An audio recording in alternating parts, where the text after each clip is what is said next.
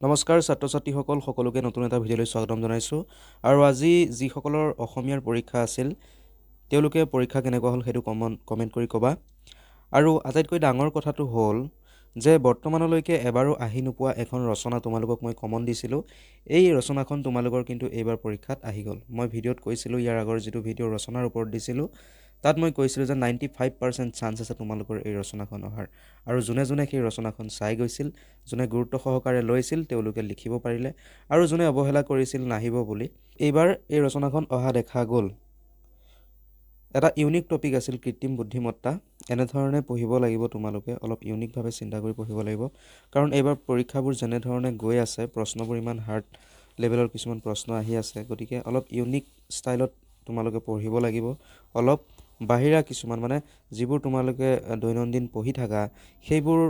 পঢ়াৰ উপৰি তোমালোকে কিছুমান এনেধৰণৰ টপিকৰ ওপৰত ফ'কাছ কৰিব লাগিব যিবোৰ ট্ৰেণ্ডিঙত আছে বা এনেধৰণৰ সম্ভাৱনা আছে অহাত গতিকে তোমালোকে নিশ্চয় দেখিলা যে কৃত্ৰিম বুদ্ধিমত্তা যিখন ৰচনা আছিল এই ৰচনাখন হয়তো তোমালোকে শুনা নাছিলা আগত ইয়াৰ ওপৰত ৰচনা আহিব পাৰে বুলি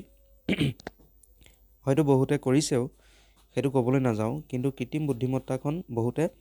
পঢ়া নাছিল তোমালোকে সকলোতে দাপোন হওক তোমালোকৰ আনসাৰ বেংক হওক কুৱেশ্যন বেংক হওক ক'তো তোমালোকে কৃত্ৰিম বুদ্ধিমত্তাৰ বিষয়ে কিন্তু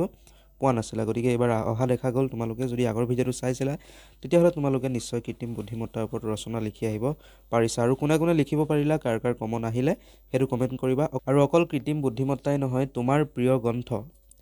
এই টপিকটোৰ ওপৰতো দিছিলোঁ তোমালোকক মই টোটেল মষ্ট ইম্পৰ্টেণ্ট 5খন ৰচনা দিছিলোঁ তাৰ পৰা 2খন কিন্তু